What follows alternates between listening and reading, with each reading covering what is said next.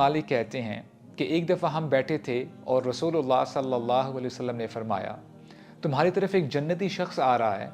तो हमने देखा एक अंसारी सहाबी मस्जिद में दाखिल हुए। दूसरे दिन भी रसूलुल्लाह ने यही कहा और वही सहाबी मस्जिद में दाखिल हुए। तीसरे दिन भी ऐसा ही हुआ। तो अब्दुल्ला बिन अमर रज़ी अल्लाहु अन्हु कहते हैं कि मैं देखना चाहता था वो कौन सा अमल है जिसकी वजह से रसूलुल्लाह ने 3 दफ़ा जन्नत की बशारत दी। तो मैंने उनसे कहा कि क्या मैं 3 दिन आपके साथ गुजार सकता हूँ? और सहाबी ने इजाज़त दे दी। मैंने देखा रात को वो नॉर्मल रूटीन में सोते थे, ना कोई लंबा क़ियाम या कोई और ख़ास अमल। तो मैंने तीसरी रात पूछ ही लिया कि रसूलुल्लाह ने सल्लल्लाहु अलैहि वसल्लम 3 दफ़ा आपको जन्नत की बशारत दी है और मैं देखना चाहता था कि वो कौन सा स्पेशल अमल है जो आप करते हैं, ताकि जानने के बाद मैं भी वो अमल करूं। लेकिन मैंने तो कोई ऐसा ख़ास अमल देखा ही नहीं। तो सहाबी ने फरमाया, ऐसा ही है जैसे तुम कह रहे हो। हाँ, ये है कि रात को जब मैं सोता हूँ तो दिल साफ़ करके सोता हूँ, सबको माफ़ कर देता हूँ, किसी के लिए बुग़्ज़ या नेगेटिव फीलिंग्स नहीं रखता। तो अब्दुल्ला कहते हैं, हाँ, इसीलिए रसूलुल्लाह ने आपको बिशारत दी जन्नत की। वहियल्लती ला नुतीक़ु, और ये हमारे लिए बहुत मुश्किल है। हमारे लिए अपने दिलों को साफ़ करना ये बहुत मुश्किल अमल है। आपने नोट किया कि कितना बड़ा अजर है जो बंदा लोगों को मुआफ़ कर देता है। इस बीमारी की वजह से कितनी ही कौमों ने अंबिया को झुटलाया और आखिरकार उनको बर्बाद कर दिया गया। अहाउलाई मन्नल्लाहु अलैहिम मिन बैनिना, वो कहा करते थे ईमान वालों के बारे में, क्या ये हैं जिनको अल्लाह ने पसंद किया है हम में से? मा अंतुम इल्ला बशरुम मिथलुना, और वो नबी के बारे में कहा करते थे, तुम तो हमारी तरह ही बशर हो, तुम्हारी हम बात क्यों सुने? तो जो शख्स बुग़्ज़ रखता है या नेगेटिव फीलिंग्स रखता है किसी के बारे में, वो कितना नुकसान करता है अपना।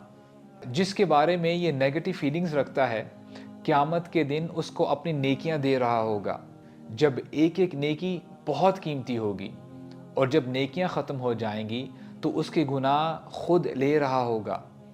रियलिटी में ये बंदा तो उसका फ़ायदा कर रहा है, और दिल में नफ़रत पालने वाला इस दुनिया में भी नुकसान उठाता है, क्योंकि ये अपनी ज़िंदगी फ्रस्ट्रेशन और गम में गुजारता है। इस बीमारी को अगर ठीक ना किया तो इंसान कहीं का नहीं रहेगा। इसको ऐसे समझें कि आप किसी से नफ़रत करते हैं, आपने उसकी तरफ पत्थर फेंका, वो पत्थर बाउंस हो के आप ही को आके लगा, जिससे आपको तकलीफ़ हुई। आपने सेकंड टाइम ज़ोर से पत्थर मारा, वो भी बाउंस हो के आपकी आँख पर लगा, जिससे आँख ख़राब हो गई, जिससे आपको और गुस्सा आ जाता है। फिर थर्ड टाइम आपने और ज़ोर से पत्थर मारा, जो वापस आके आपके सर पर लग गया, जिससे आप शदीद ज़ख्मी हो गए।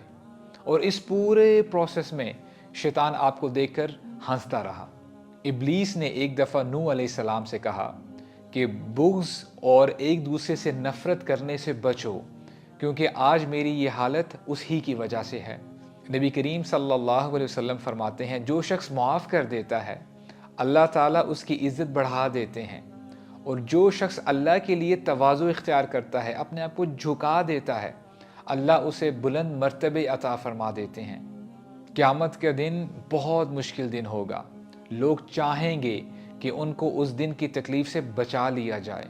उस दिन एक पुकारने वाला पुकारेगा, जिसको अल्लाह की तरफ से अजर मिल चुका है, वो खड़ा हो जाए।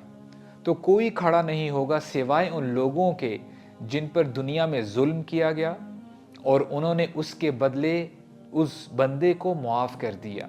एक खामद को चाहिए कि वो बीवी को मुआफ़ कर दे, बीवी को चाहिए कि वो अपने हस्बैंड से दरगुजर करे, बहन भाइयों को चाहिए एक दूसरे को मुआफ़ कर दें, रिश्तेदारों को चाहिए कि वो एक दूसरे से दरगुजर करें, और एक मुसलमान को चाहिए कि वो अपने मुसलमान भाई को मुआफ़ कर दे।